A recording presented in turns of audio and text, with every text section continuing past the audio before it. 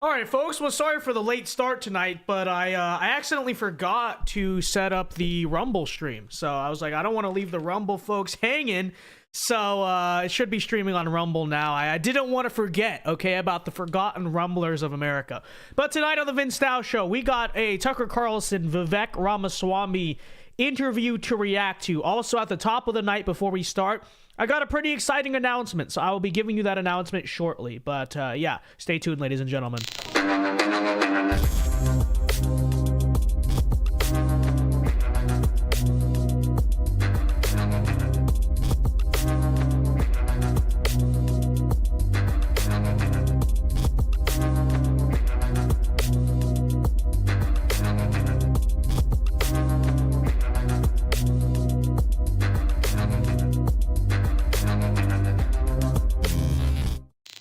And we are live tonight from the great state of Florida. I am your Burmese Python owning host, Vince Stao, and it is August 17th, the year of our Lord 2023.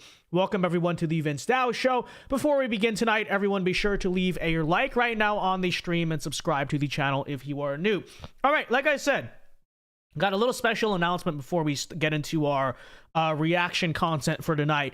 And, you know, honestly, I don't know how many people care about this news that, you know, don't support Trump or whatever, but I figured I'd let you guys know anyway that I have been invited to the Republican debate next week, which frankly is pretty surprising, honestly, to me, because I'm surprised for once that, you know, and I'll just say this openly, I'm surprised for once that the GOP cares about young people and young influencers, young voices in the movement, because, you know, thus far, not just with me, but I think the treatment of all Gen Z conservatives has been atrocious.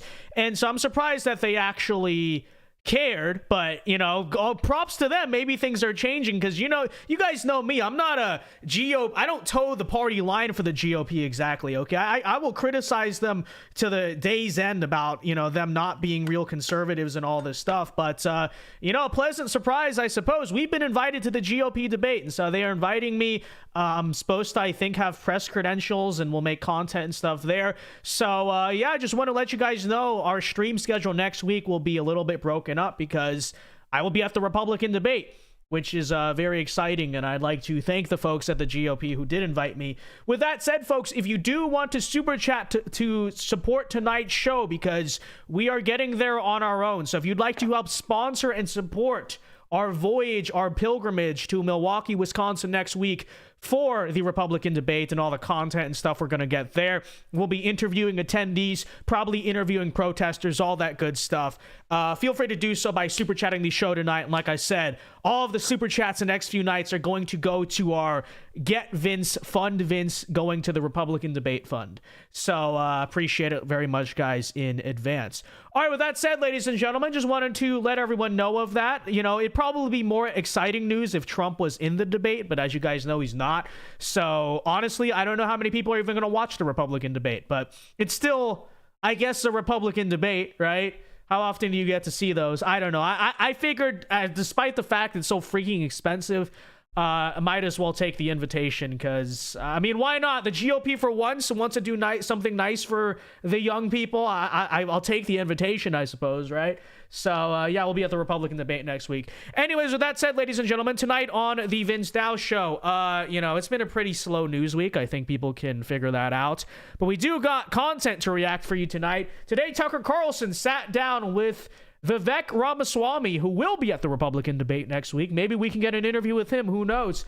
And they did about a 45-minute long interview. And like I said, since the news overall is kind of boring right now, it's perfect time to sit down and react to some Vivek Ramaswamy, because obviously, I don't know what it is. I do know what it is, but, you know, people really do like listening to him and they find him very interesting. And, you know, when the news is not interesting, you can count on Vivek Ramaswamy, I suppose. So we're going to react to that here tonight. But first, dollar for $2 says the DNC aren't even doing debates. Biden the veggie. Yeah, this is real. I mean, in their defense, that's usually standard practice for a incumbent president is you cancel the debates.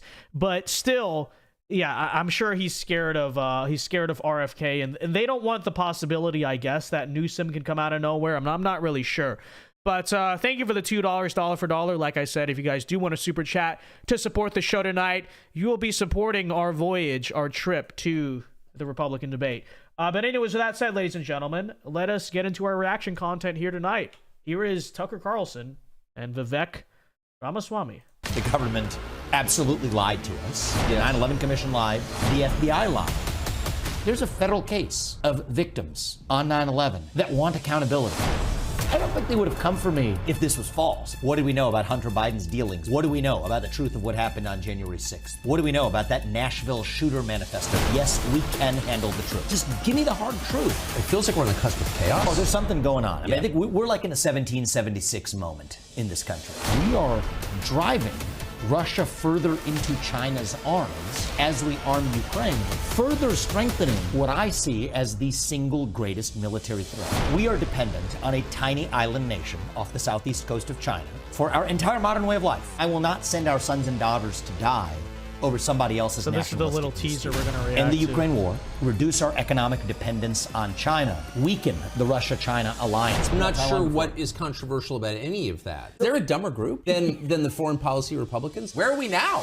There's a deeper void and vacuum that we have to fill with an affirmative alternative vision of our own. And that takes courage.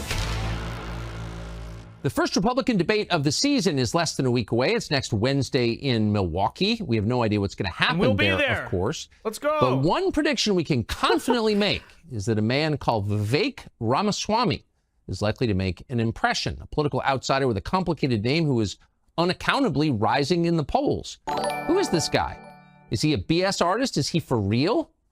We just sat down with him for an hour. Still a good question, in my opinion, but best versed voices in policy we talked to in a long time. That was a surprise. This is a conversation worth watching. Here it is. Vivek, thanks for joining us. It's good to be here. So you, the other day, made a comment about 9/11 in which you suggested that the U.S. government had not been wholly forthcoming about what happened that day, that there had been lying by the federal bureaucracies. That seems obviously true. The response was unbelievable. It was immediate. You were attacked as a conspiracy monger, as a lunatic, but not just by the left, also by the goons at the Wall Street Journal editorial page. Is it lag? Hold on, it's like being laggy. Okay, I'm gonna refresh it really quickly while I refresh it because I know it's just like lagging here for people. Zachary for $5 says, if RFK somehow got the nomination, what Republicans would you support him over? Well, that's a good question, Zachary, because I think it's still important to remember about RFK. You know, I guess I view him kind of, no, I wouldn't say in a similar way, but in the same sense that I think Vivek is bringing important conversations to the table. That's what I see about RFK, is I think it's good that he's bringing certain conversations and discussions to the table. But I think it's still important to remember about RFK that he is a liberal, okay? He is a liberal. He's a Democrat. He, supports affirmative action and a lot of generic old school liberal things. And while he does not alienate conservatives and he seems to be something of a uniting figure, I think it's important to remember that the same could be said about Barack Obama in 2008, right? We look back in retrospect and now, he was divider in chief. But, similar kind of vibe there. Same thing with Robert Kennedy, his father back in 1968, who would have been a very liberal president. So, I think there are some, frankly, liberal Republicans who I'd rather have RFK than, so... I mean, let's be real about that. I think I'd rather have RFK as president than, say, Nancy or someone like that, Liz Cheney. Okay, people like that. But at the same time, I'm not sure how far that really goes, because I truly don't trust the guy. I think as president, he would do some good stuff about Big Pharma and the administrative state and all that. But at the end of the day, he is still a liberal. And so I'd prefer to have an anti-establishment conservative than an anti-establishment liberal, because the anti-establishment liberal is still a liberal. So if we agree on dismantling the deep state, fine, but on substantive political issues, we still do disagree. So I think that's so important to keep in mind. Anyways, let's get into this. Sorry about the lag. What were you saying, and why was the reaction? Voices in policy we talked to in a long time. That was a surprise. This is a conversation worth watching. Here it is. Vivek, thanks for joining us. It's good to be here. So you, the other day, made a comment about 9/11 in which you suggested that the U.S. government had not been wholly forthcoming about what happened that day, that there had been lying by the federal bureaucracies. That seems obviously true. the response was unbelievable. It was immediate. You were attacked as a conspiracy monger, as a lunatic, but not just by the left, also by the goons at the Wall Street Journal editorial page. Wrote a whole piece about how you disqualified yourself by even asking that question. Yeah, and by the way, I need to say this for YouTube purposes. He was not saying that 9/11 was a false flag or a conspiracy or someone did it. All he said was that the government was not fully transparent with us after 9/11, which is just true. Okay, which is just true. I just needed to say that for YouTube purposes, okay? We're not denying 9/11. We're not even spreading conspiracies. All we're saying is that the government was not fully transparent, which objectively they were not, because there's still classified documents about it. I'd have to imagine that we still don't have. So this is true. What were you saying, and why was the reaction as fierce as it was, do you think? It was fascinating, Tucker. I've had many of these moments in the campaign where they said, this is the campaign ender. This is over. He just blew it. This is one of them. So this is like the fourth or fifth of those. But what was interesting about it was, right, this was not a left-wing chorus, right? This was mostly actually a right-leaning chorus. Yeah, the Mike neocons, Pence, and he was deeply disappointed. Chris Murphy, this Democratic senator guy, says something very similar to Mike Pence. And so it's fascinating. It says there's something going on here. So in fairness, Tucker, I didn't suggest it. I explicitly said that the government absolutely lied to us. The 9/11 Commission lied.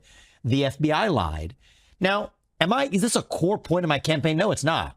I actually went on a comedy show where some guy asked me, was the moon landing fake? I said, I think it was real. Then he asked me, did the government tell us the truth about 9/11? I said, no, they did not. So in response to a question, I'm going to answer honestly. Yeah. And the thing I had in mind was the facts. There's this guy, al-Bayoumi. Now, rewind back to 9/11 and the pre-9/11 day. Think of how ludicrous this story is. A 42-year-old graduate student, and there's nothing wrong with being 42 and going back to school. My dad went back to school much later in life, but he's a 42-year-old graduate student who receives the two of the terrorists who flew planes into buildings in the United States of America, not that long later, receives them at the airport in LA, takes them to his house, spends lots of time with them, integrates them into the community. But the account for what he said happened was he met them randomly at the airport.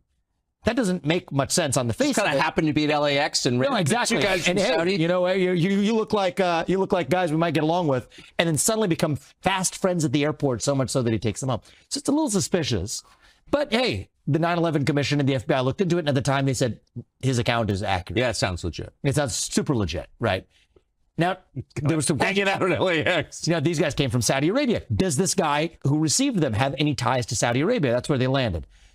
But now, 20 years later, in 2021 and 2022, the FBI quietly declassifies documents. And they have to. 20 years later is the deadline. That suggests that, oh, wait a minute. They did know, actually, that this guy was a Saudi intelligence operative. Interesting how that works. Just slips that right under there 20 years later. Now, there are real consequences for this right now because there's a federal case. Potato Head, I don't know what you mean by that, but thank you for the tip. What do you mean by that? That want accountability. It's 2023. That are determining answers. Is that a so they're song? suing I don't know what that is. The Saudi government. And the case turns on whether or not this is true. Because you know those attackers were from Saudi Arabia. The Bush administration, you'd have the 9/11 Commission, bipartisan. You have the fact of the FBI, CIA, everybody saying that, no, this guy was really just acting independently here. But now we say is a Saudi intelligence operative. There's really the question of whether the Saudi Arabia owes damages to these families. So this is a relevant question. So is this the main point I'm focused on in my campaign? No, I'm not. We have to focus on the future of the country. But if I'm asked a question and I answer honestly based on the facts, I don't think they would have come for me if this was false, if this was ludicrous. Of course. Lying is never punished. Lying is never punished. No.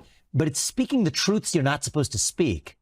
That's what actually attracts the immune response, the anaphylaxis. But why? I mean, you made I thought, a really wonderful point in one of your responses to this, in which you said it's not okay for the government to lie to us, period, in a democracy. It's poison, and it corrodes the system that we revere, democracy. So, but why would the Wall Street Journal take time out of its busy schedule of defending low capital gains taxes to attack you over this? You know, what's interesting is I think that there's a bipartisan consensus in this country right now. Well, you know what's funny is that, not saying I endorse anything, YouTube, but the 9/11 conspiracy is one of the most mainstream things in this country.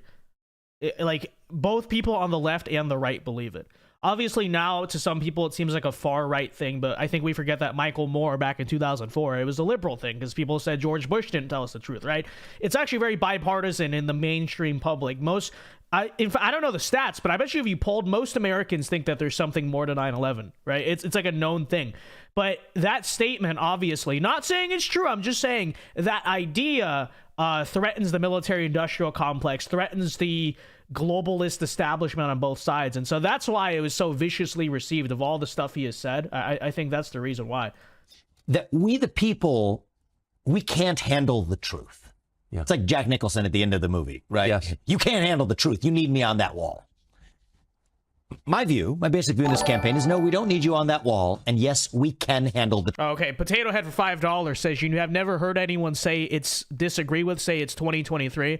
Okay, so I don't know what you mean. I guess you mean by the argument, oh, well, you're not progressive, blah, blah, blah. Well, what I would say is in 2023, our country is declining, the world is declining, so it's just saying, using the argument, it's 2023 as a liberal isn't really saying much, considering 2023, by every metric, Americans are doing worse than they were in, say, 1980, just as a random year as an example. Life expectancy has declined. Inflation has rose. Standard of living has decreased. So that's why it's a stupid argument to say, it's 2023, bro. Get with the times. Oh, you mean get with the times of America falling off of the world stage and declining as a society in every measurable form? Yeah, that's definitely it. Right.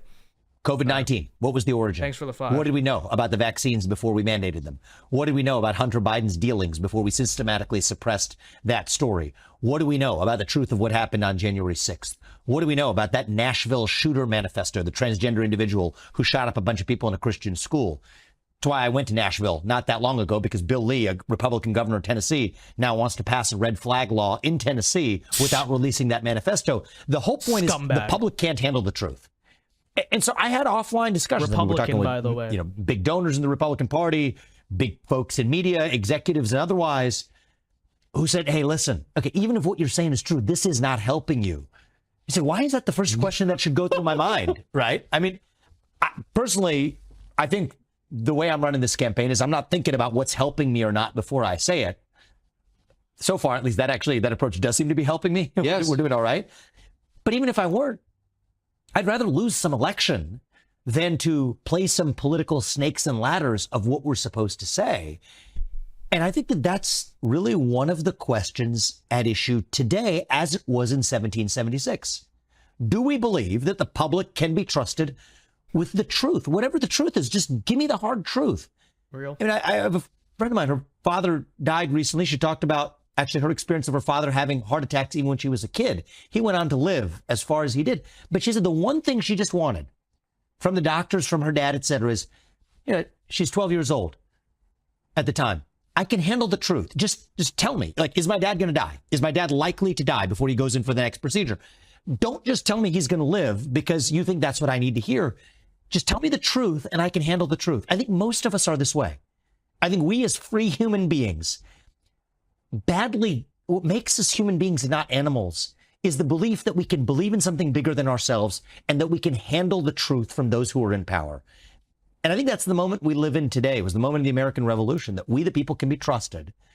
And I think we now live in a moment where the government, and not just the government, but a broader establishment in our country, believes that citizens of this nation cannot be trusted with the truth. So when you describe the way that people who run the country feel about voters, you're describing the way parents treat small children. That's right. That's right. I think that that's actually worth understanding, because there's one school of thought that says the government and the people in charge are fundamentally hostile to the people.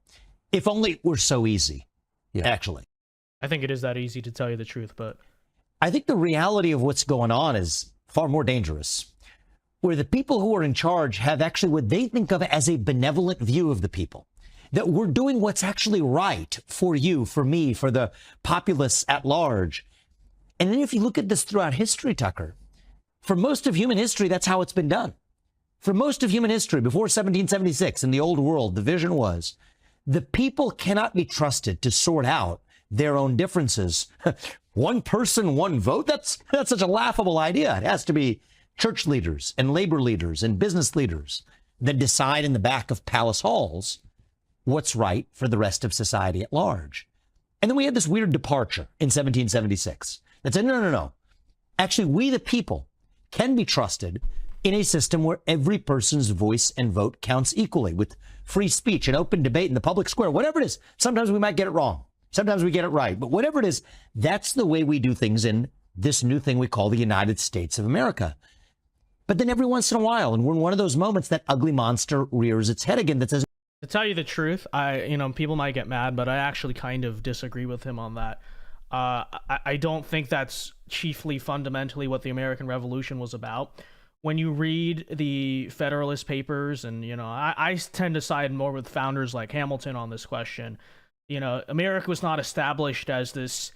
Yeah, the form of government was more representative than, other societies at the time, although it was not that different. Besides not having a king, it was not that different from England's. But I think that gives this idea of quote-unquote democracy in America too much credit. America was not established as a democracy. It was a little bit experimental in the sense that, I'm not even going to get into it, but it was a little bit experimental in the sense that it gave sort of quote-unquote the people more of a say than perhaps a little bit more than you had in England, although in England you still had a very similar system, right? The House of Lords, the House of Commons, that's what our Congress is.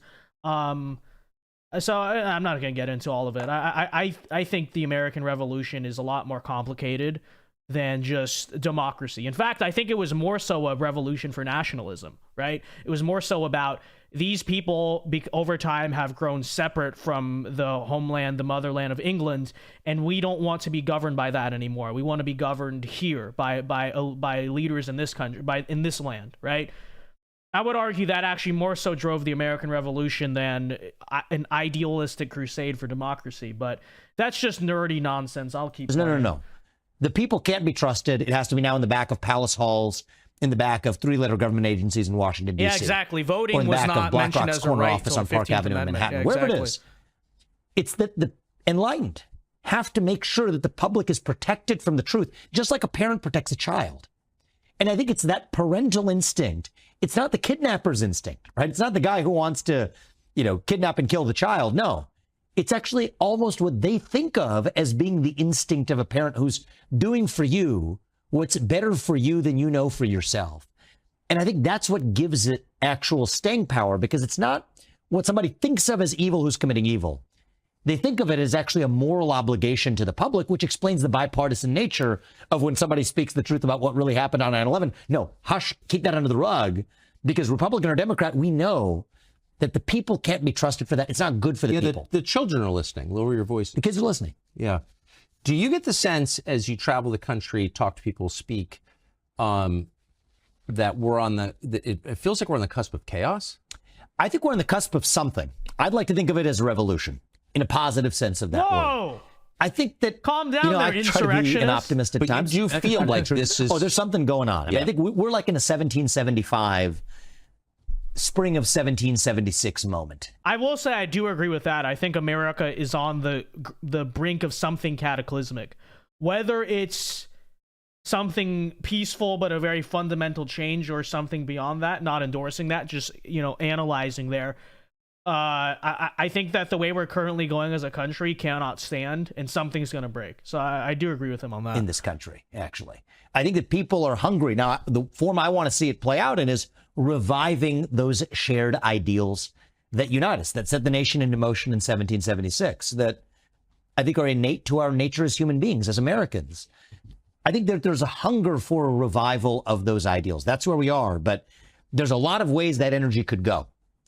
The way I would like to play my small role in helping channel that energy, it's not all going to be done by the U.S. president, but there's a role to play, is to channel that energy towards a positive revival of that which unites us across our diverse attributes or divides. But if it doesn't go that way, there's a dam that's going to break and the river's going to go somewhere.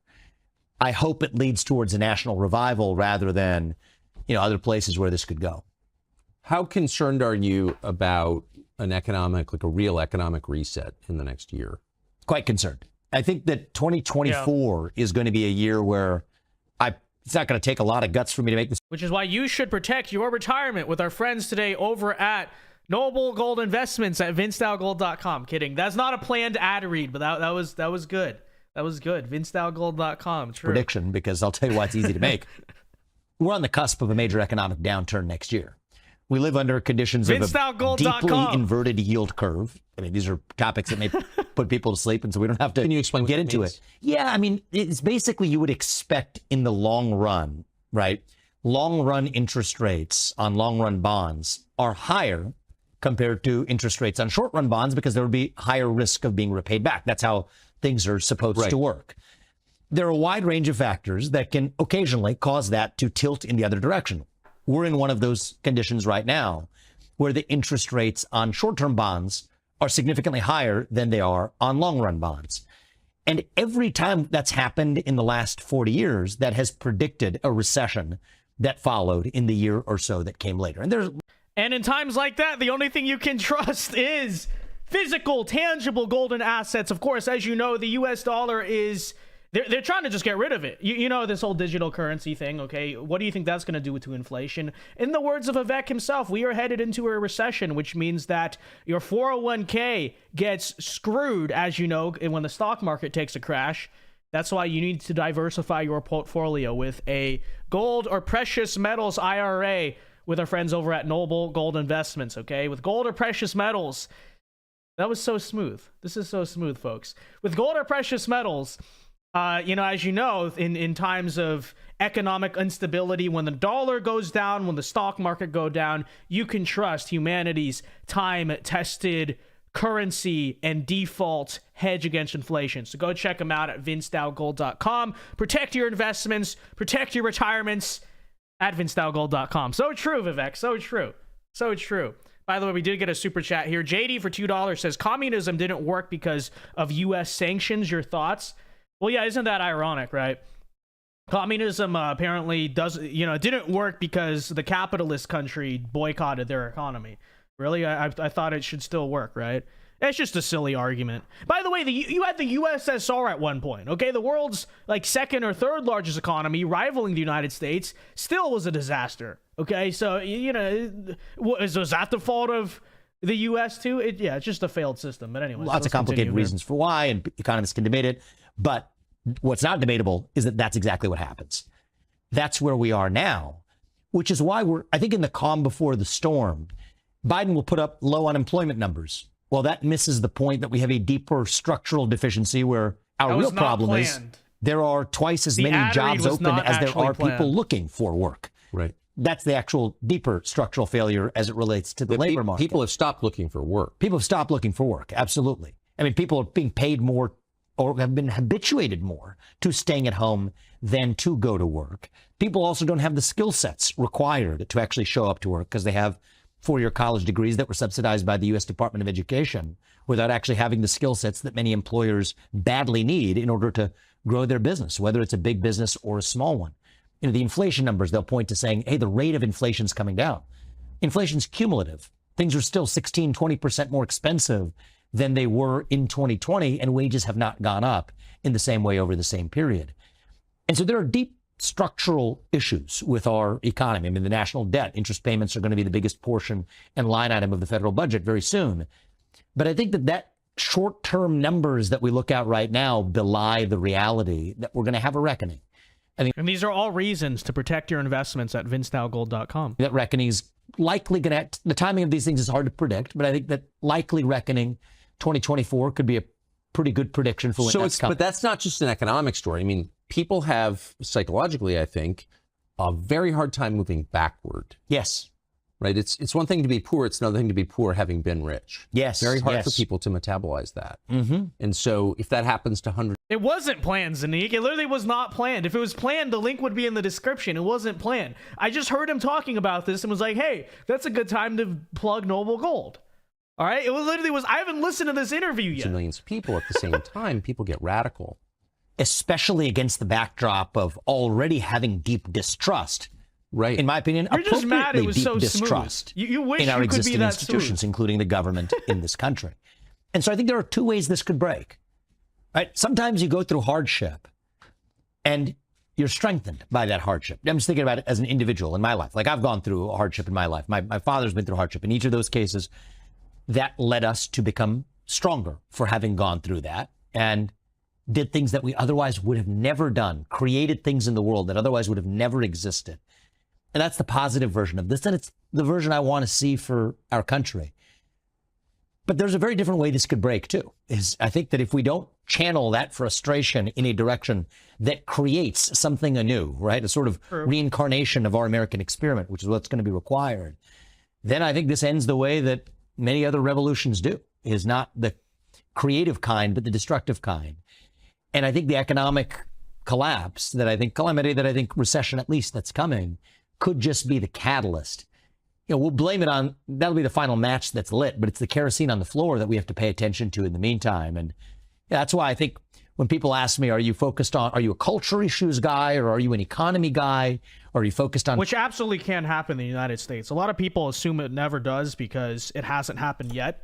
And to America's credit, we've been incredibly stable. Think about it. Since 1776, we've never had a regime change. I think we're the only country, maybe besides England, but yeah, us and England, only country on the planet since 1776 who have not gone through a regime change. It was threatened once during the Civil War, and that was about it.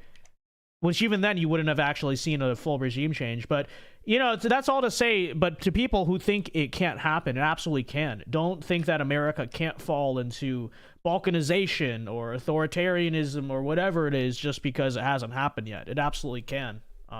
And a lot of Americans, we assume because it's never happened yet, it won't happen. It definitely can. And foreign policy, it's missing the point. These things are each symptoms of a deeper They're place. of a piece. There's no doubt. No doubt about it. So you said like something when I saw everyone. you in Iowa earlier this summer. You said something really, really interesting about donors. And you are an interesting figure because you're effectively from the donor class. You're a rich guy running for president. Now you're dealing with donors from the other side. Mm-hmm. And you said that your views on Ukraine had given a lot of them pause. Yes. There's no doubt that I have lost otherwise willing and interested donors or potential mega donors to my campaign over my position on Ukraine, which is fascinating because I don't think there's any particular self-interest at issue. It's not like somebody saying, oh, well, I own, a big chunk of Raytheon or something like that, and I'm going to have my interests harmed. Therefore, I'm not going to back you because that will harm my self-interest. That'd be an easy and fun and facile explanation, but that's not what's going on. I think there is a deeper bipartisan institutional consensus, the same consensus that said we can't be told the truth about 9/11, that effectively says that we can't confront some of the same facts about Ukraine. And I try not to be reactive, Tucker, because it is a natural impulse where, of course, at least the way I'm wired is, if somebody tells you not to do something, there's almost a natural temptation to go in that direction. Right. So I would like to think, and I believe my position here is grounded in fact and not that reactive emotion, but it's interesting that it makes me doubly committed to making sure that I'm really speaking the truth about what's going on here, at least because it means that the rest of the field absolutely is not, right? I mean, the rest of that's kind of the entire the Republican field, not one of them. I mean, Donald Trump, we could say he wants to end the war. He hasn't said exactly how, but save for Trump, right? Nobody on the debate stage, certainly for the Republican Party, has a principled position on Ukraine, partly because they understand those are the directions they've been given. So you think it's interesting because there are a couple of... And that, to people who do actually watch the Republican debate next Wednesday, actually 1 week from now, that'll be something to watch out for, is do any of the candidates on the stage besides Vivek really lay out what they're going to do in Ukraine, okay? Because Ron DeSantis won't do it. He throws out all these think tank policy terms that are supposed to make people sound like you know what he's saying, but it actually means nothing. Like, he really hasn't given an answer on that. Mike Pence will give a clear answer. His answer will just be, though, that we need to fund Ukraine more. But besides that, it'll be something to watch for sure. Fairly smart, but I know them, people running for president right now in the Republican field whose positions on Ukraine are like idiotic. Or indiscernible. Right. They don't even make sense. Some are idiotic. Yeah. The idiotic one is just we have to arm them to the teeth, give them as much money as possible because we stand with Ukraine.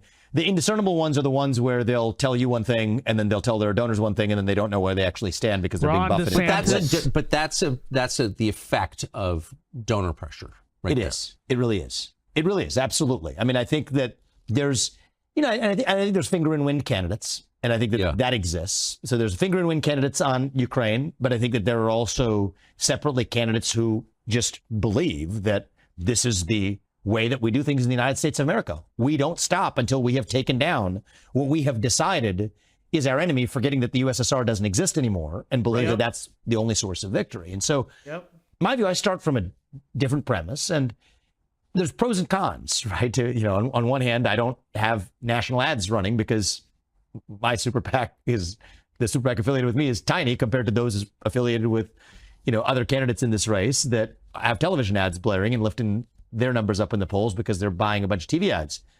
The flip side is I'm unconstrained by what I'm able to say. And that allows me to speak truth that a lot of people in this country recognize to be the truth, which is that we have no discernible national interest at issue in Ukraine. The truth is that as much as we will fetishize and debate the 1994 Budapest Memorandum, which the U.S. wrote, UK and Russia were also parties to it with Ukraine, which I believe we have more than fulfilled our obligations. You don't hear a peep about James Baker's 1990 commitment, his not 1 inch commitment to the NATO wouldn't expand 1 inch beyond Germany.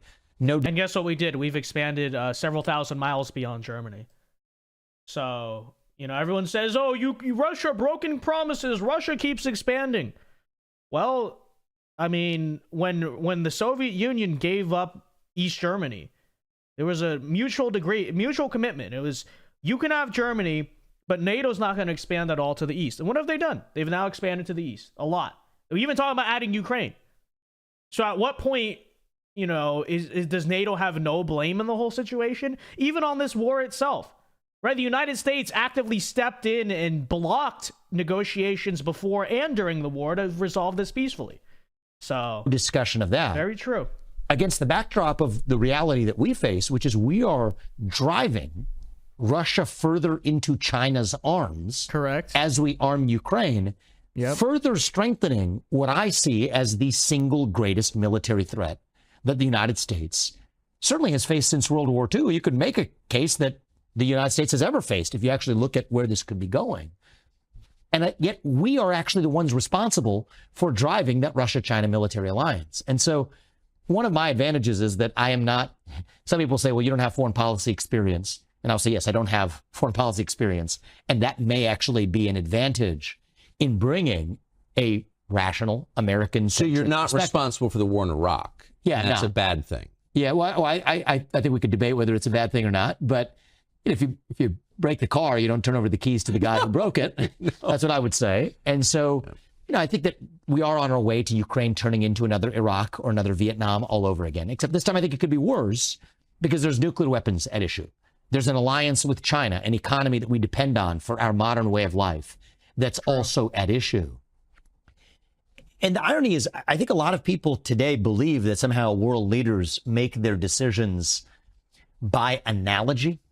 So Xi Jinping is going to say, oh, well, because Vladimir Putin walked away with a piece of Ukraine that he didn't have, that somehow means that by analogy, I'm going to be judged more favorably if I go after Taiwan and walk away with a piece of Taiwan that I didn't have, when I basically don't think that's how autocrats or any global leader should, or at least does, make decisions. To the contrary, I think what's actually more likely to happen is we're going to put Xi Jinping in a more likely position to go after Taiwan sooner because he knows that Russia's in his camp because they're in a more solid alliance. There's nothing the United States about it. Yeah, on Taiwan, you mean? Yeah.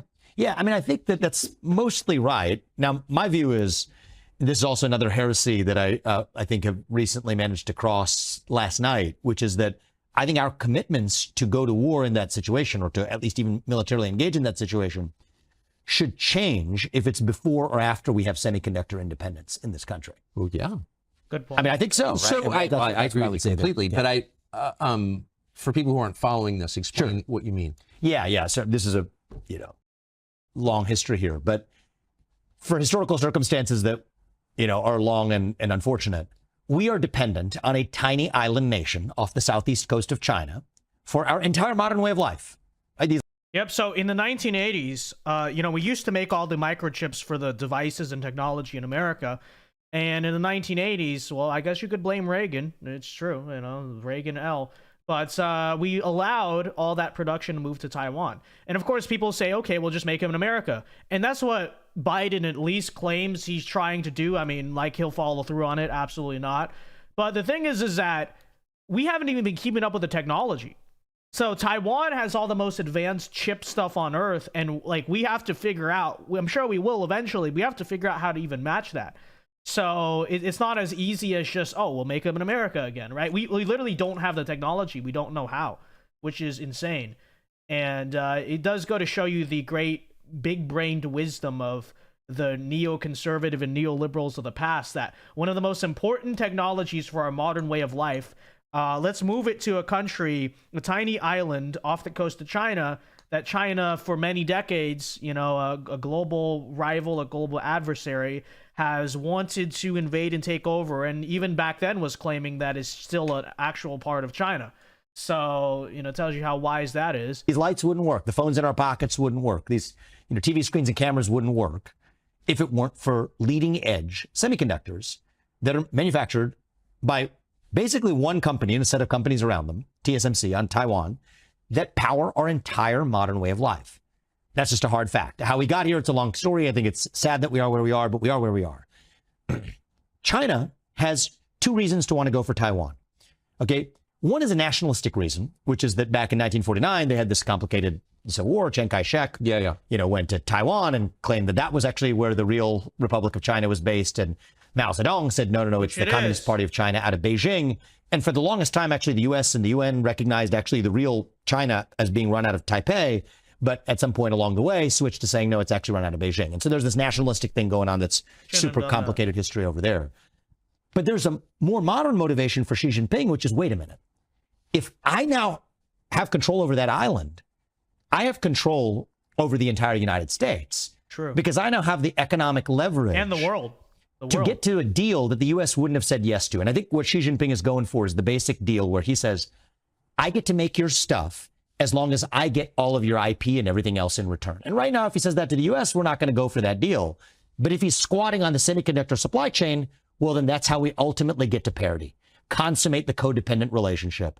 And I think that's step one of a broader conquest of the modern West. How hard would it be to achieve, as you said, semiconductor independence in the United States? It's not going to be easy, but I'm confident that with focus, I can lead us there by the end of my first term in office. You know, I will give him that. He's Indian, so he'll figure it out, right? That's so, you know, sometimes I look at Vivek and I'm like, do I really trust him? Do I trust what he's saying? You know, that's one thing I do believe. I do believe he would do, okay? He's a smart Indian man. He'll figure it out. You guys know it's true. He will. And my basic rule of thumb on this one, Tucker, is just to be very practical, looking at this from American interests. I do not consent to Xi Jinping holding an economic gun to our head and lording that over for the next 100 years of the future of the United States. But if we're no longer dependent on that tiny island nation, then I will not send our sons and daughters to die over somebody else's nationalistic dispute. How difficult is it to produce? I mean, it's interesting, and you said there's a complex history that I'm not familiar with behind it, but how complex is it to build your own semiconductor? It's complicated because a lot of it relies on know-how. So it's not just raw production capability, but it's the know-how of how you actually make it. And so I think that requires pulling people from, you know, TSMC in Taiwan to the United States. And I think that that's something that we should be intensely focused on right now. There's new, you know, giant projects, manufacturing projects in Arizona, near where I live, actually in my home state of Ohio, that are going to be steps forward in that direction. I also think that, like it or not, a relationship with South Korea and Japan is going to have to play a role in speeding up our semiconductor self-reliance as well. Samsung is the next best leader. It's not even an American company. After TSMC, there's like a big jump down. Then it's Samsung. Then there's a big jump down. There's Intel and everybody else here.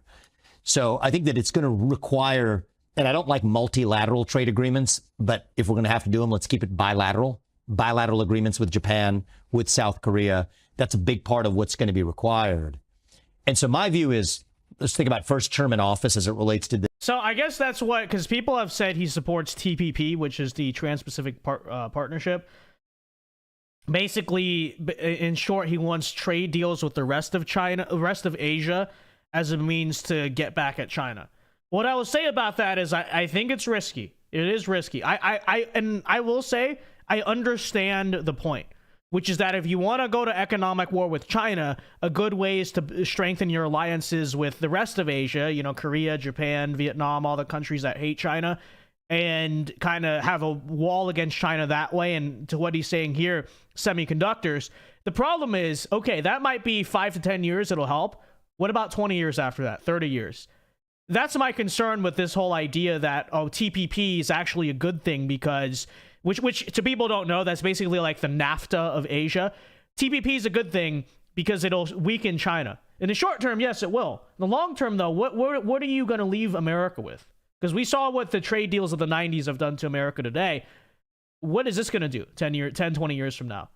So I think you need to tread carefully there. I understand it's a complicated issue, and I do understand his perspective. I'm not going to just blanket say he's a globalist shill because of it, because I understand the point, but I'm not so sure about it. I'm a little skeptical. This dimension of foreign policy and the Ukraine war on terms that help pull Russia out of China's hands.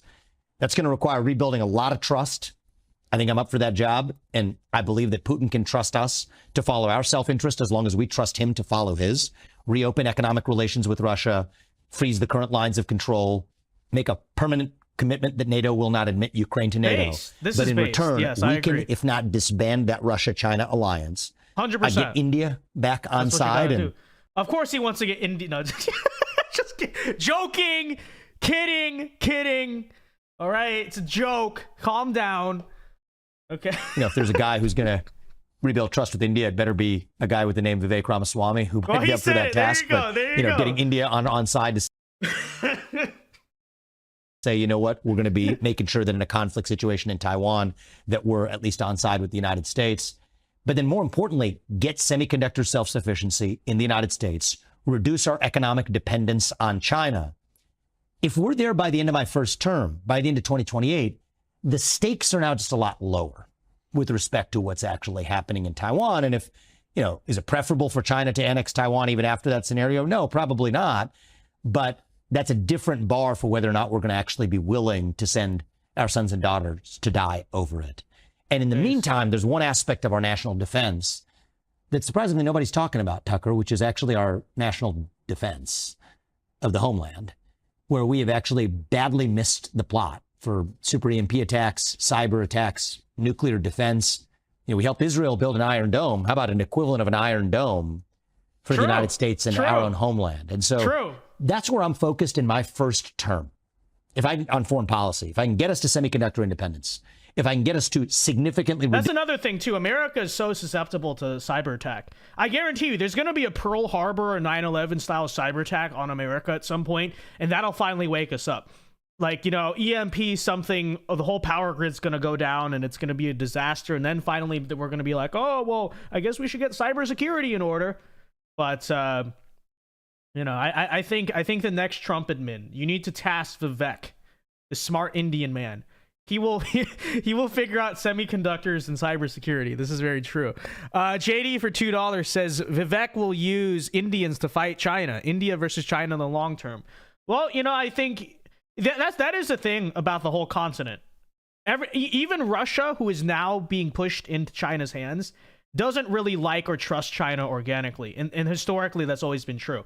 So, you know, I think I'm very skeptical of saying open up free trade agreements, but I think in some way you need to use all the other countries around China who all unilaterally hate China: India, Vietnam, Korea, Japan. Russia even is not the biggest fan. That's a very uneasy relationship right now. You know, you gotta kind of do a China versus everyone mentality. I absolutely think so. Noah for $10 says Milwaukee or bust. Well, I appreciate the $10, Noah. That will buy me dinner. Actually, not in Joe Biden's America. That will buy me half of a dinner in Milwaukee at the Republican debate. I appreciate it. Again, guys, if you do want to super chat tonight to get us to the Republican debate to help fund our trip next week, feel free to do so. All right, let's continue. Let's finish this up here. Oops. There you go. Reduced, if not total economic independence from China. Weaken the Russia-China alliance by ending the war in Ukraine. That actually keeps China at bay from not having an economic gun to our head over our modern way of life. At which point we then have a different set of commitments where after that, we're going to be in good shape no matter what happens. And so I wasn't, planning to get into some foreign policy detour, but that's the way I'm thinking about the first term. That all of that makes sense. You think so? Well, I'm not sure what is controversial about any of that. Well, I think what's controversial about it is how far those priorities. It's controversial because it's not delusional. It's controversial because it makes sense. It's weak. That's what I've heard yesterday. Yeah, I mean, from whom? Well, from a lot of Republicans actually. And is there a dumber group? I mean, than the foreign policy Republicans? I mean, I'm not talking about Republican voters. I mean, the members of Congress, the low IQ guys from, including your state, I hate to say it, Texas, who make their entire career about seeming strong and quoting Reagan, and under whose watch the country has become demonstrably weaker. It has become, and that doesn't lead to strength, actually. Where are we now? And the funny part with is our transgender army, like seriously. Well, people also miss this, Tucker, and this makes people uncomfortable as they get very upset when I say this.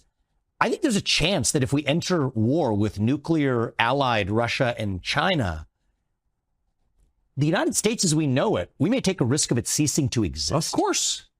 Okay, I'm glad you appreciate that. That's good because many people are like, what are you talking about? The United States ceased to exist. No, I actually think... Well, in a nuclear conflict, yes. Well, because we don't have nuclear defense capabilities. No. National defense has not been about defense for a very long time. Right. And so, by the way, super EMP capabilities take out our electric grids. We have, 60 Chinese transformers that are in the midst, nodes in our own electric grid. They could shut down our modern way of life with that. You want to talk about actual cyber attack capabilities? We're better on offense. We have no defensive capabilities. And so, when I think about a modern foreign policy vision, I'd revive a modern Monroe Doctrine. You don't mess with the United States on our own soil. We are not okay with a Chinese spy balloon flying over half our country. We are not okay. We do not consent to a Chinese spy base off the southeast coast of the United States or in Cuba spying on the southeast corridor of the United States. We're not okay with intentionally pumped fentanyl, the raw materials literally coming, I'm not making this up, from Wuhan to Mexican drug cartels that are intentionally being pumped across our southern border as part of really a one-sided opium war. No, we're not okay with that, or with interference in the Western Hemisphere, or with China having control over the Panama Canal, something that people forget as well. No, we're not okay with that, but that is also our top priority. Protect the homeland and the interests of citizens here at home. Yep. That is how America is strong and actually leads on the global stage. I think he's very... And so the irony is... I think he's very solid on foreign policy. The trade and immigration, I guess you could say trade is kind of foreign policy, but in terms of military foreign policy, I think he's very solid. Trade and immigration, I think, but the foreign policy stuff I hear from Vivek is like perfect. I think it's pretty based. At least like the Reagan version of this was, yes, all of that projection piece through strength, but strategic defense initiative, nuclear defense here at home. Now we're in the worst of all worlds where you have a generation of people who vaguely remember the slogans and feel like they want to puff their chest but can't really do it super confidently. So they're like doing it as like a second language. Well, altogether, forgetting about the actual defense of the homeland, it's even worse because the peace through strength part, well, the strength part actually provokes that which we're not even prepared to handle back at home. So I end up talking to a lot of neocons actually in terms of, bolstering me up because they don't have the right strategic vision, but they know all like the names of like, what an Ohio class, SSGN versus SSBN is. And I don't know these things. All the war porn, they love that. I mean, I wasn't born with this knowledge, but I'm going to be U.S. president. I better darn well and trained to know it. And so I'm probably talking to more liberal hegemony neocon people training me, not because I'm taking their views. I deeply disagree with them, but they, know the lexicon. And so, I want to put myself in a position where it's easily dismissible. Gonna give us this guy doesn't know what the USS tech support. Okay, it was a joke. Calm down. It's a joke. It's a joke. Okay, the USS tech support. What an Ohio class SSGN versus a SSBN is. Well, okay. Well, now I do. It turns out we love the USS tech about 30 support. Minutes to get that one under our belt, but it doesn't matter. You're missing the plot if you're actually failing to actually advance. Is there a single neocon with a happy personal life? Like imagine, I haven't drilled into it. Dinner at Bill Kristol's house, the misery. Nope. Do you know what I mean? Like it does seem like, I don't want to psychoanalyze here, but it does seem like their project has nothing to do with helping the United States in any way, and it is psychosexual or something.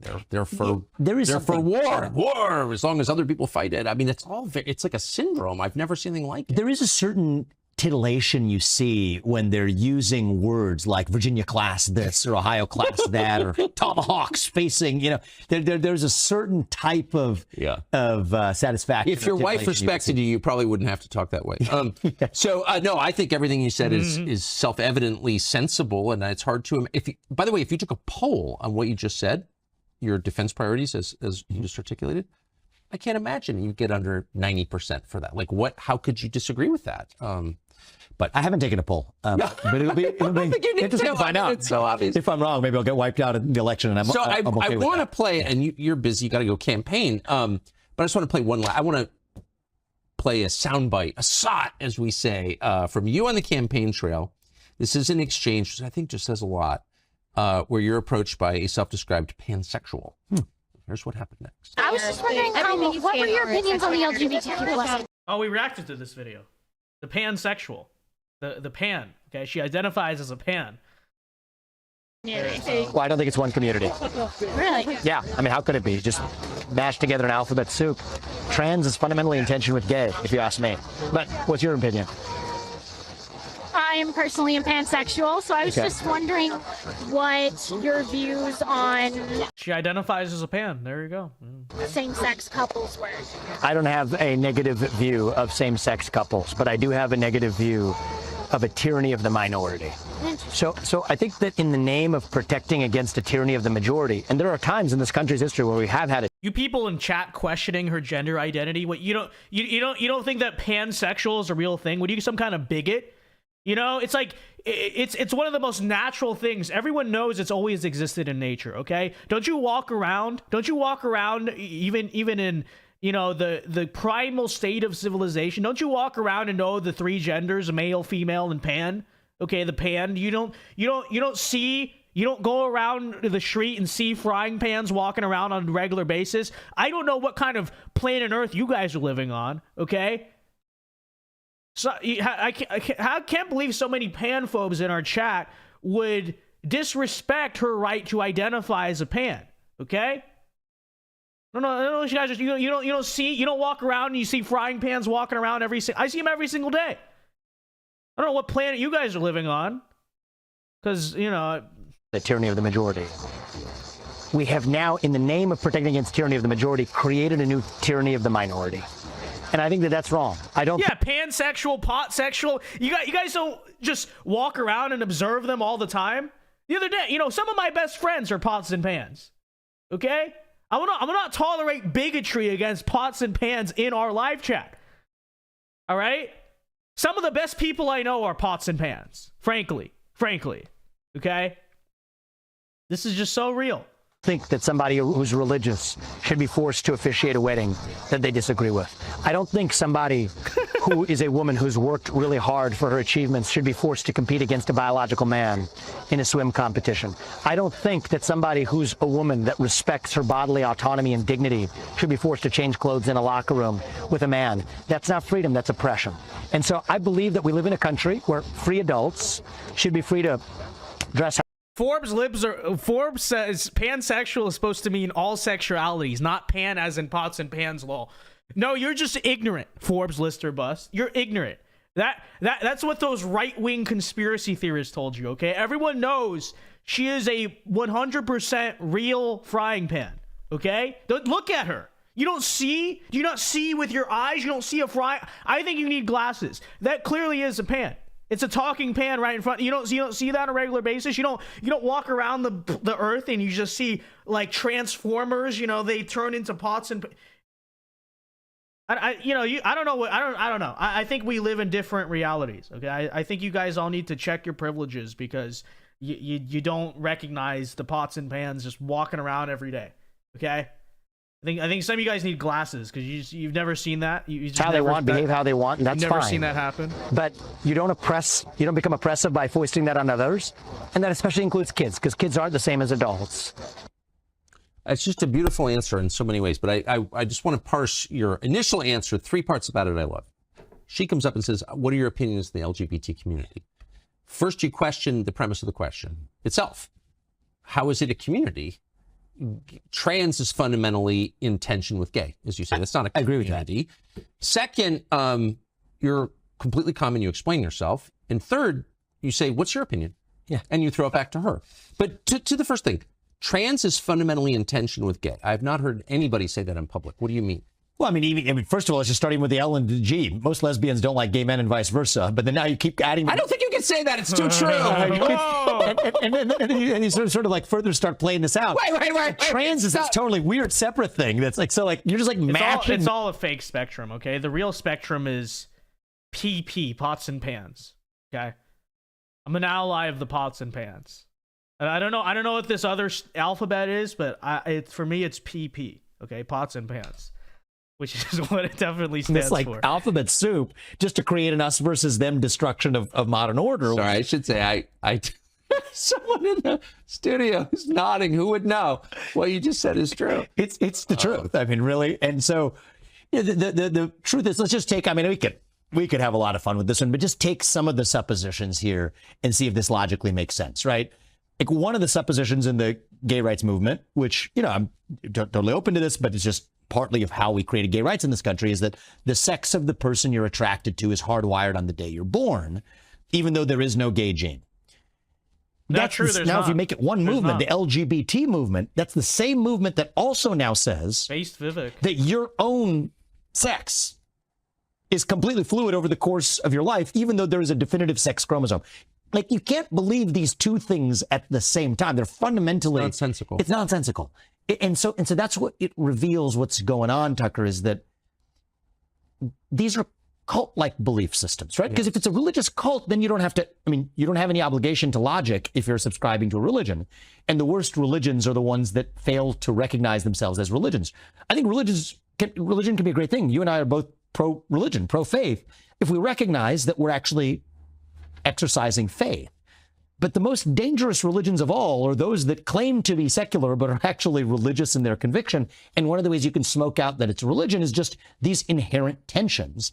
Then you give it a flag, then you give it a symbology, you give it an idol.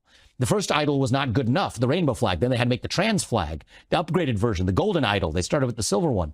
And so this is what this is about, is a form of idolatry in the trans flag that is a symbol of a broad. Scotsman says, I identify as a microwave sexual. Okay, calm down there, Scotsman. All right, it's not a game. It's not a meme to be making fun of, okay? People are unironically born that way, okay? They're born microwaves, okay? So, it's not something you identify with. They're born that way. Don't you know? Did you know people are born pans and pots and microwaves and ovens? You don't see that? You don't see that? You don't know anyone in your family who gave birth to a microwave, okay? Don't be mocking the very serious movement of microwave sexuals, okay? Religious conviction. It's kind of the same thing you see in the climate movement, actually. Is like, I kind of enjoy this because you get to the bottom of what's going on by exposing the illogic of it. Right? Like on the climate, there's a parallel for what's going on with LGBT with climate. You think two different issues. What are you talking about? Well, the same people who are antithetical to carbon emissions here in the United States are perfectly fine with shifting those carbon emissions to China, even though it was supposedly global warming that we were addressing. Or the same people who are hostile to carbon emissions are also hostile to nuclear energy, which is the most productive form of carbon-free energy production known to man. Again, you can't believe both of those things at once. So true. Zachary says, for member chat, says, with how Vivek explained it as a religion, I now realize it's a pan calling the kettle black. True. Unless you're subscribing to but that's kind of racist, okay? Calm down there with worldview. The bigotry. And I think that religion is actually, it's the same religion. Whether it relates to the climate dogma, whether it relates to LGBTQIA plus-ism, whether it relates to racial wokeism, it's a broader vision that defines itself in opposition to the American vision, to the American way of life, that says we are individuals who are members of these units we call families which are embedded in the substructure of this thing we call a nation, and a nation which exists under the broader blessing of God. Individual, family, nation, God. That is one worldview. And the thing we're describing here is an alternative worldview grounded in race, in gender, in sexuality, in climate. And one of the things that I feel for some of the people who subscribe to this religion, I somewhat felt for this woman, right? She wasn't, there are others like her. There's another one actually at the Iowa State Fair who had similar beliefs that did not comport Was a pot him or sexual? her or they self, whatever this individual was, in the same civil manner that this woman did. He had a cowbell and was ringing and was antithetical to having conversation. This woman at least having a conversation. I kind of felt for her because what I saw in her eyes was she's not an evil person who's trying to be a crusader for some faith to put the other side out of business. Those people exist. She was just lost, actually. Right? I don't know if it was harder to see on the camera, but I was face to face with her. And when I see that, it's why I also thanked her. I said, thank you for being civil in your exchange. And I'll give you the same courtesy in return. I mean, she was early 20s, best my guess. She's lost. She is. There's a void there. Yeah. Right? So I asked her the question back. There's a blank stare you get in a response. It's almost the same blank stare as if I ask most young people on a given day, what does it mean to be American? It's that same blank stare. That's the void. It's like a deer in the headlights. And I think that this is our moment, our duty, our job as leaders. It's the job of the next U.S. president. It might be the most important one of all. To fill that void with an answer to the question of, what does it mean to be an American? What does it mean to be you? What does it mean to be an individual rather than riding a tectonic plate of group identity? What does it mean to be a member of a family, a nuclear family with a mother and a father that by definition brought you into this world? What does that mean? What does it mean to be a citizen of this nation? Not some nebulous, vague global citizen fighting climate change. No, but a citizen of this nation on this land with these ideals. What does it mean to believe in God, to be a nation under God? I think that's our moment. And I believe that if we fill that void with an actual affirmative vision, we will dilute these other poisons to irrelevance. They are symptoms. They're symptoms of a deeper cancer. That cancer itself is a void, a black hole. Fill that void with an actual affirmative vision of who we really are. That's got to be how we win. And the thing that frustrates me most, actually, about the Republican Party, Tucker, isn't even the neoconism in our foreign policy. And I mean, it frustrates me deeply, but this feels solvable through an alternative set of policies, right? I can go do deals on a global stage and let's hope I'll be successful if I'm in that seat. I think I will. But this is actually the deeper challenge. You can only stand up with the spine abroad or in an economy or whatever if you at least first know who you really are. Yeah. And I think that is the far more difficult question. It's not going to happen through policy, but somebody. It doesn't have to be a U.S. president. It could be it could be someone who has a media outlet. It could be a religious figure, but it could be a parent. Maybe it's not one person. Maybe, which is what I think the real answer is going to be. Maybe it's going to have to be leaders in the different spheres of our lives, each stepping up and speaking with conviction to the question of answering who we really are. And I think the U.S. president has a role to play there in answering who we are as Americans. And the thing that really frustrates me back about the Republican Party is, I wrote Woke Inc. a couple of years ago. You were kind enough to help me launch that book with you, and we had a great conversation, and a lot of people read it. And then the Republican Party starts reciting memorized chapter and verses from, not just my book, but maybe others like it, but mine included, but without actually knowing what they're even talking about. They understand the word, they're uttering the words, but they don't really understand the phenomenon they're addressing, which stops you from actually getting to the true solution, which is actually understanding that there's a deeper void and vacuum that we have to fill with an affirmative alternative vision of our own. That takes courage. That takes vision. That takes some level of imagination of what is actually possible. You don't have to imagine it too much. It's been true for most of our history, so you can maybe just draw from that. That's how I do it. I don't want to reinvent the wheel. Let's maybe just borrow from the people who set this thing into motion. They had a pretty good idea of what they were doing. But that's what this moment calls for. And either we rise to that occasion and we take that 1776 spring spirit and we channel it into a revival of that once more, or else we will be the Israelites lost in the desert asking to go back and be ruled by the Pharaoh. And that's exactly what this nation is otherwise on a march to actually towards being ruled by, quietly becoming a people of sheep so our government can be a government of wolves. That's a perfect analogy. Vivek Ramaswamy, thank you very much. Good luck at the debate. Thank you. All right, so there you have it, ladies and gentlemen. There's the Vivek Tucker interview. I will say I do like about him that he speaks about that thing that I think a lot of people don't, but which everyone really deep down feels, which is there is a lack of meaning and purpose and direction in America. And I think at its core, it's spiritual. I think that's the foundation of it, and it builds upon the spiritual, becomes the cultural, which becomes the political. And so on that front, I think many people may say that they don't fully like Vivek's prescription for it because it's not at its core spiritual. And I guess on that front, I'd agree with you. However, I would say that I think it's important that any presidential candidate is even talking about that, right? Because no one ever really has, even though we all feel it as Americans. Donald Trump in 2016, you could say, he didn't talk about it directly, but he hit on it, right? And I think that's still kind of what Trump represents, is even though he doesn't really articulate it, people feel it, you know what I mean, when they hear him talk. But really, I think that's the first time I've heard a presidential candidate actually talk about that openly, which I appreciate.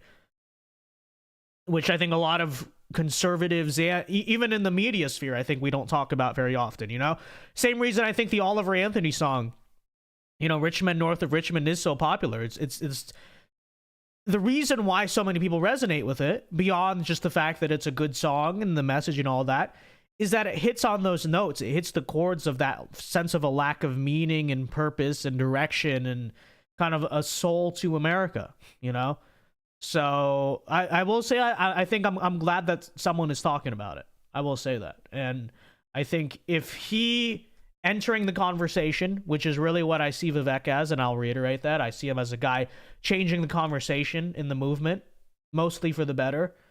I hope that translates to kind of a thing in the future where it's understood the GOP is the party of meaning, right? The Democrats are the party of misery and anger and just nonsense and gratification, short-term gratification. The GOP is the party of meaning, right? The GOP is the party that wants to restore a soul to America and an identity to America that is lost. And of course, that's what the GOP should be. The GOP is the conservative party. The GOP is the nationalist party. The GOP should have a vision of what an American nation is, right? It's the liberal, whereas the liberals cry diversity is our strength, the conservatives should be crying, a message of identity and unity, but they don't, right?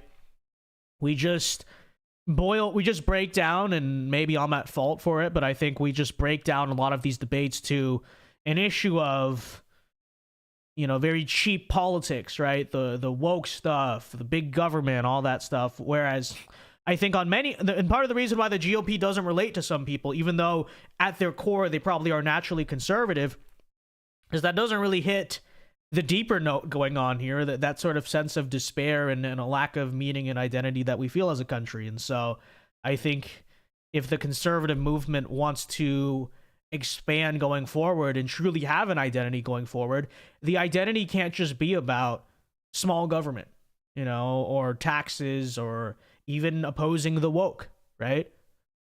We need to, as Vivek often says, be running towards something, not just running against something or away from something. And I think that the reason Vivek stands out to a lot of people is that he is a visionary, which we don't have a lot in the GOP, do we?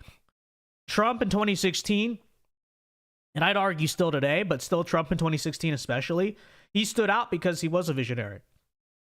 And he was a different type of visionary than Vivek. He wasn't the super articulate visionary, but he's a visionary because he was bold and he stood for something different, That was the vision. So, but I think that's what conservatism needs a lot more of, is visionaries. Conservative media needs more visionaries too. Outside of Tucker Carlson, how many people in conservative media are true visionaries? Like, think about Fox News. God bless Sean Hannity. I respect him as a sort of legend of the media space. But when you listen to him, do you really hear a vision? Or do you just hear kind of an angry reaction to what's currently going on? Well, I'm not saying I'm not guilty of that, because I think I am. But truly, what the leader of conservatism needs to be is not just a guy who's angry about what's happening or whatever. He needs to be a guy who can go forward with a vision. And I don't know. It's a little speech, but listening to that made me kind of think of that. Anyways, folks, we will do Super Chats and Q&A here until about 9:30, so 10 minutes of Q&A. So we're now open. Any questions, comments, anything you want to send in, thoughts on the interview, thoughts on Vivek, feel free to do so via the Super Chats, which I will be reading now. And, of course, like I said, breaking news as of tonight, are going to the GOP debate next week. So if you do want to help sponsor or fund our trip to Milwaukee, feel free to do so via these Super Chats, and we'll be sure to try to get as much content for you guys as possible. And yeah, for those of you who were not here in the beginning of the stream, by the way, I've been invited to the GOP debate to do influencer stuff, I guess, and they want me to make content and all that. So, like I said, pleasantly surprised, because I didn't really think the GOP cared about the online sphere or internet people or even young people in any regard, frankly. So the fact, it's a pleasant surprise, I suppose. So yeah, we will be there. Now, I wish Trump were debating, because that would make the debate actually interesting, but whatever, it is what it is.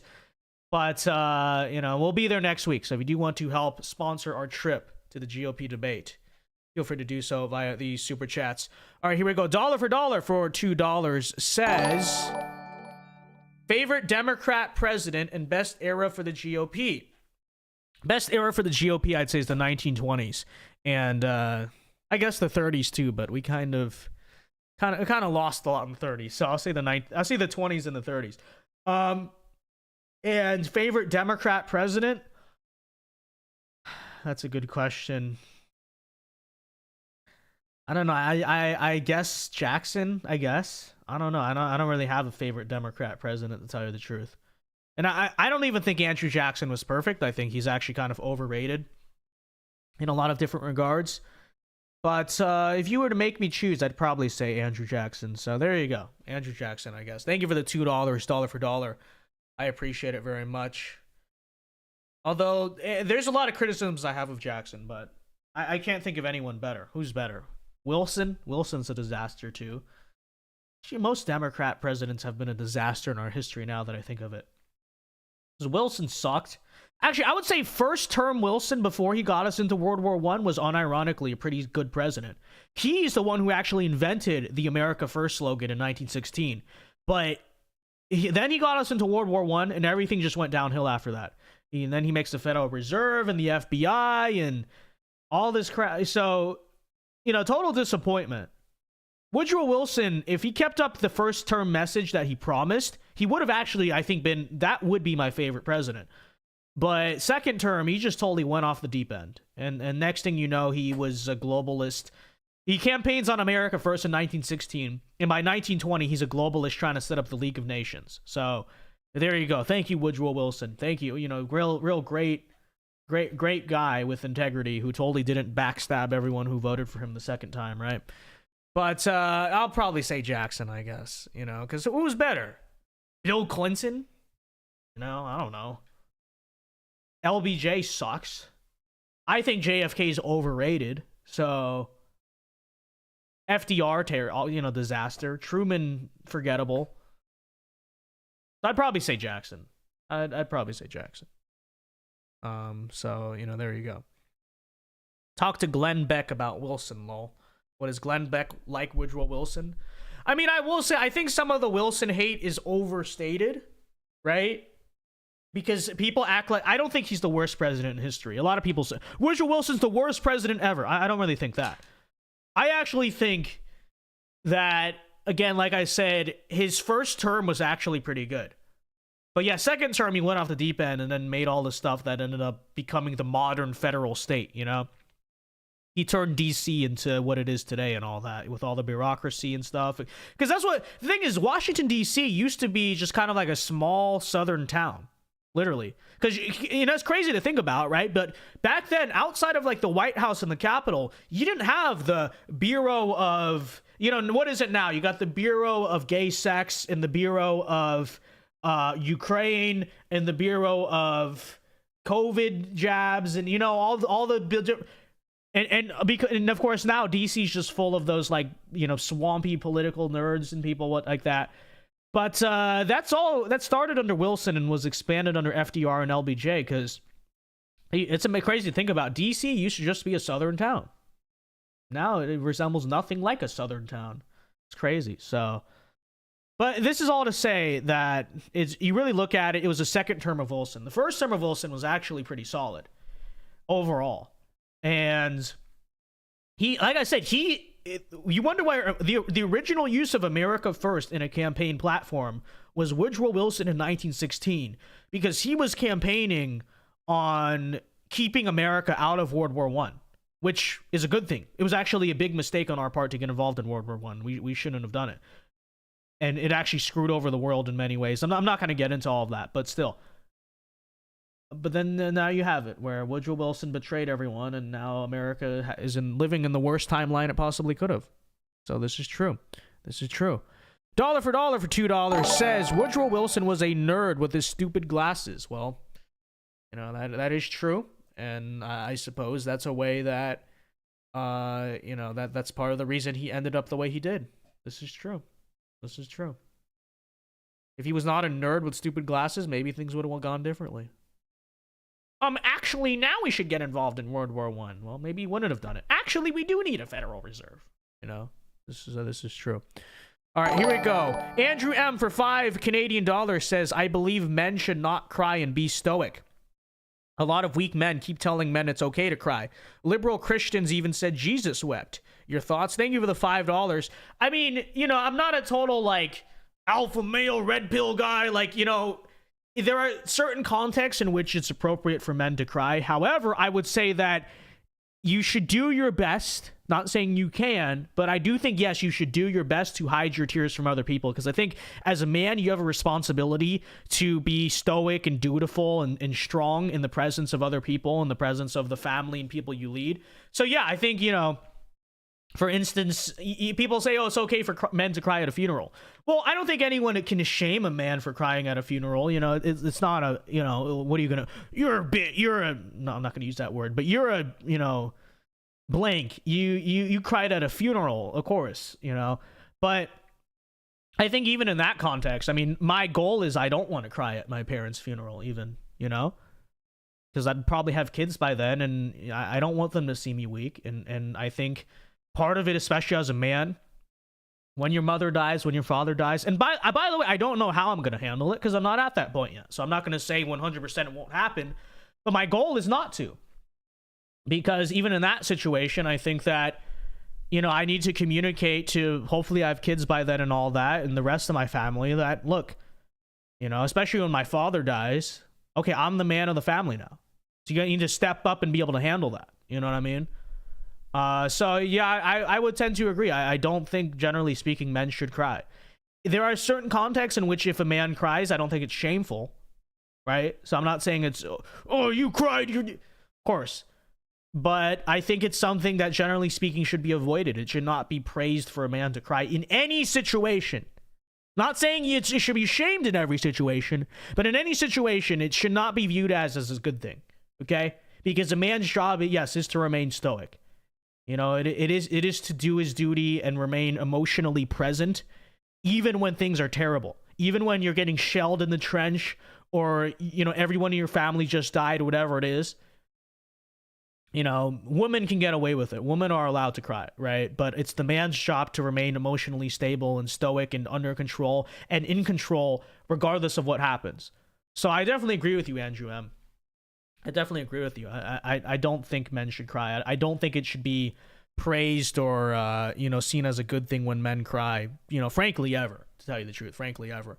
And like I said, it's not a matter of it's shameful in some scenarios, because of course it's not always shameful. You know, like I said, if a man cries under extraordinary circumstances, then it's okay. But, you know, I would still say that it shouldn't be generally encouraged. And, you know, it shouldn't be encouraged for a man to project weakness. Why?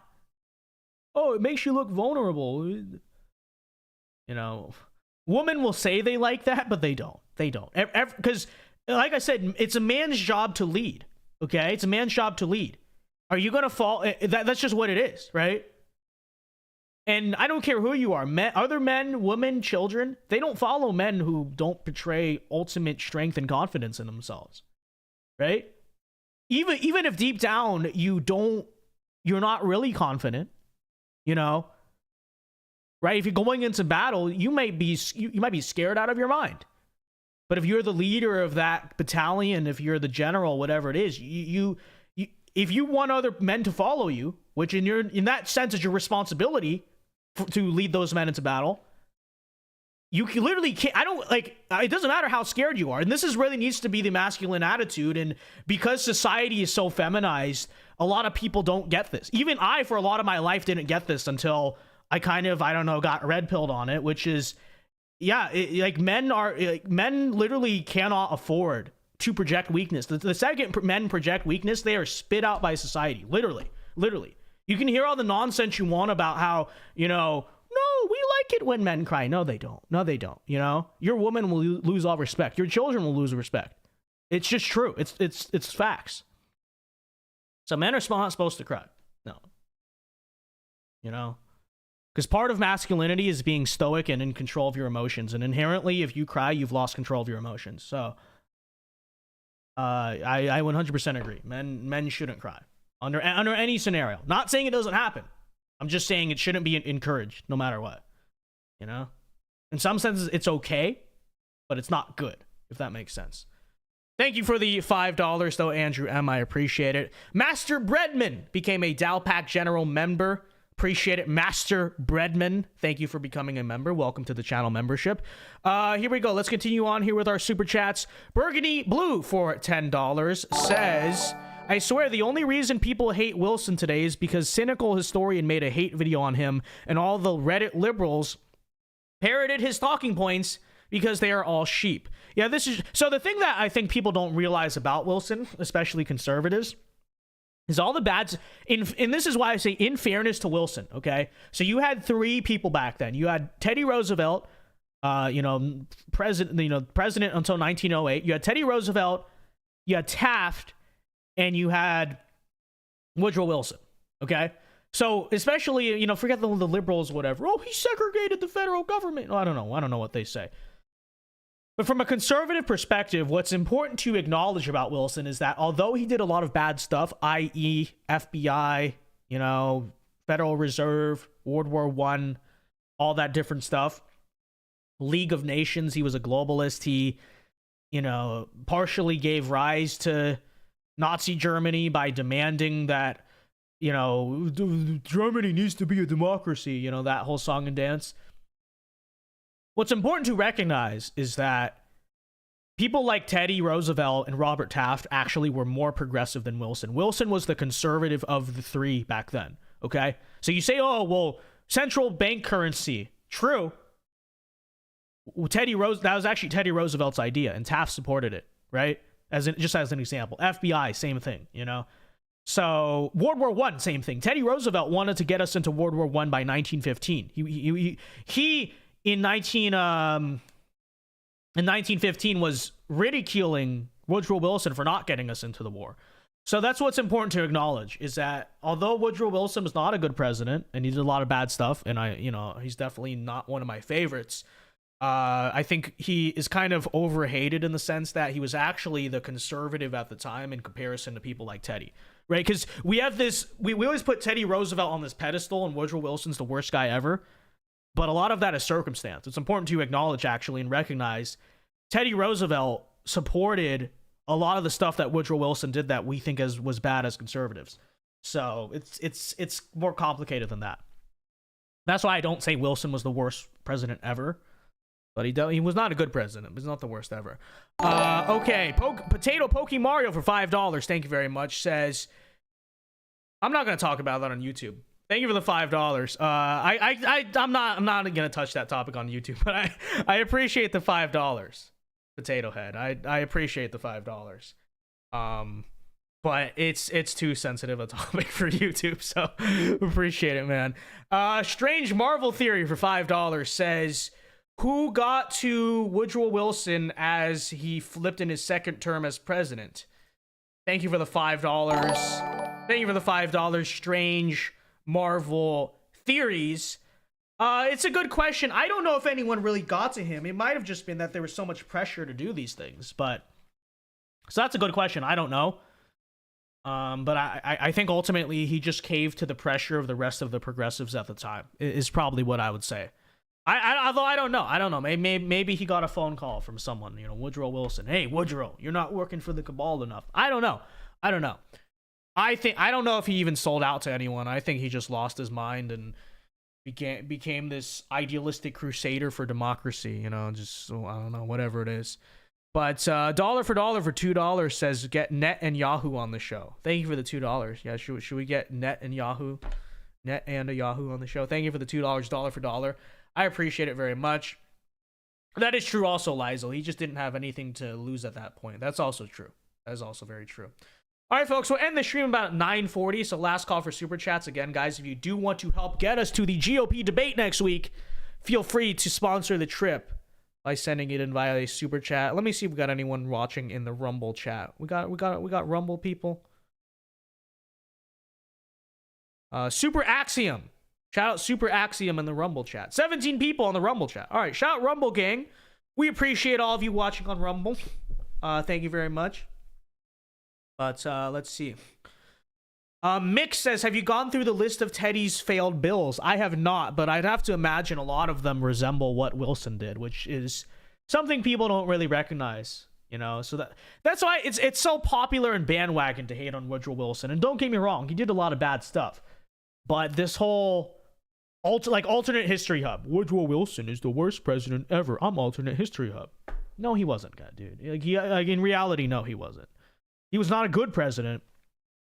But you act like Teddy Roosevelt would have been any better. Teddy Roosevelt would have actually been worse if he got elected in, say, 1912 or 1916. So, just something important to acknowledge and recognize. Interview Dixie Steve. Okay, well, unfortunately, Dixie Steve is in the living room right now. I did not bring Dixie Steve into here. He's sitting in the living room. So we'll bring him on tomorrow or something. Mostly because Teddy's on Mount Rushmore. And also, I think that's an example of how optics can matter, right? Because it's so easy to pile on Woodrow Wilson because he's a nerd and he looks like a geek. He looks like a geek, which he does. And Teddy Roosevelt is cool.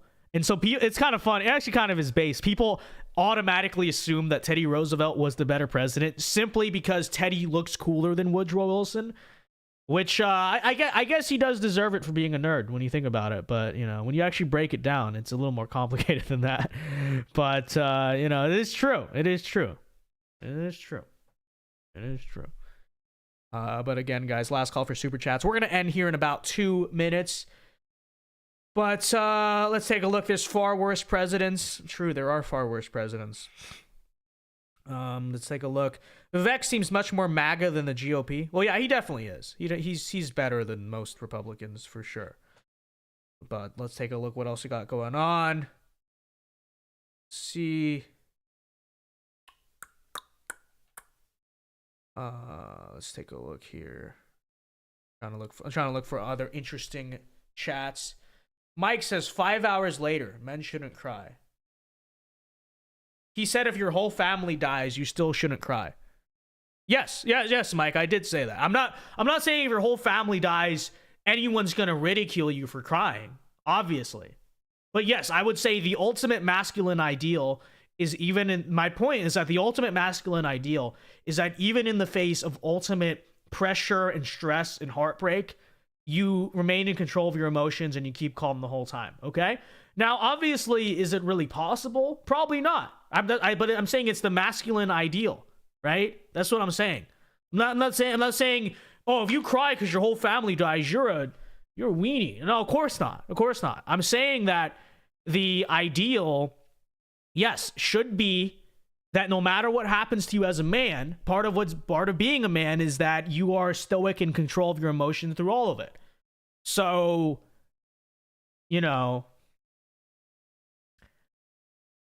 yeah, so it's a hypothetical, it's kind of a ridiculous example, but it does go to show, yes, there is no scenario in which it should be celebrated for a man to cry, okay? Not saying, and I made this very clear, I'm not saying it should be shamed in every scenario, okay? Because obviously your whole family dies and you cry, especially at the funeral, no one's gonna be like, what, that guy's not a real man, okay? I'm just saying, it should be the ideal. Should be the ideal to try to remain strong. Is this not the standard? When family members die, is it not what a man shouldn't at least try to stay strong, try to keep it together? Yeah, let me just willingly lose control of my emotions, and that's a great thing for my children and my wife to see in front of me, that I can't control my emotions, right? Why would you want to aspire to that? I don't think you should. I don't think you should. And I think a lot of old school guys agree with me. I think because that's something even like a lot of older guys have said, that's how they were raised, and I'm like, okay, well, I guess I'm not that crazy. So, this is true. Burgundy Blue for $2 says, you think James Buchanan / Andrew Johnson was the worst? No, probably not that either. I think the worst ever is either like FDR or LBJ, because the stuff back then, it's like, okay, whatever. For me, the worst president's FDR or LBJ, truthfully. So there's your answer. Thank you for the $2, Burgundy Blue. I appreciate it very much. Men can cry in your hearts, but on the outside stand strong. Yeah, exactly. That's exactly what I'm saying. Don't cry in front of anyone. Exactly. I'm saying that too. I'm saying crying in public should not be encouraged for a man. You should try to hold it together in front of other people. And I don't think that's a hard standard to understand. But all right, with that said, ladies and gentlemen, thank you to everyone who tuned in. Vince Dow, do you have any tips for me on getting a rule 1 year older than me? A rule? What? What is he saying? Getting a rule 1 year older than me. I don't know what that means. Scotsman does Scottish stuff. I literally don't know what that means.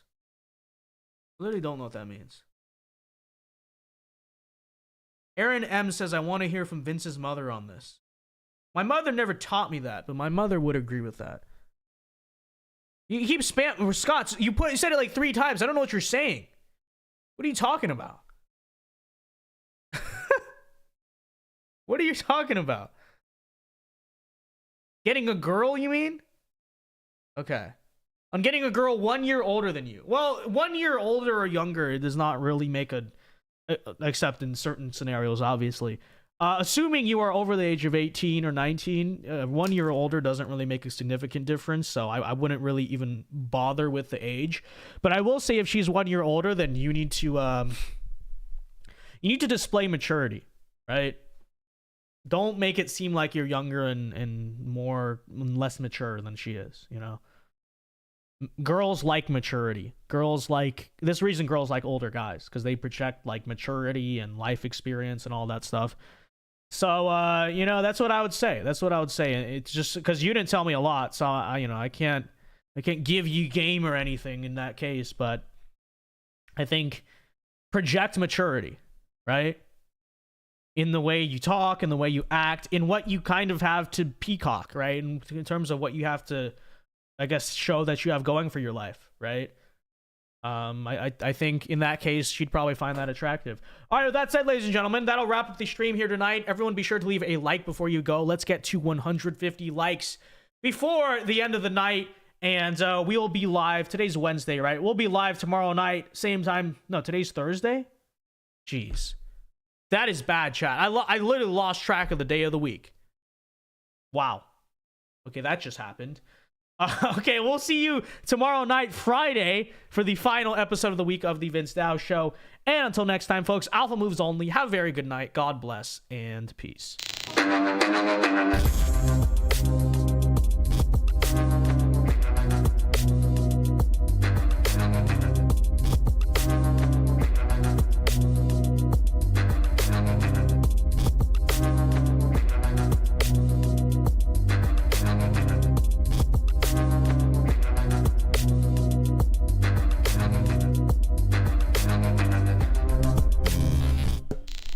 Aaron M says, did she see you crying a lot? Yeah, when I was a little boy and a baby.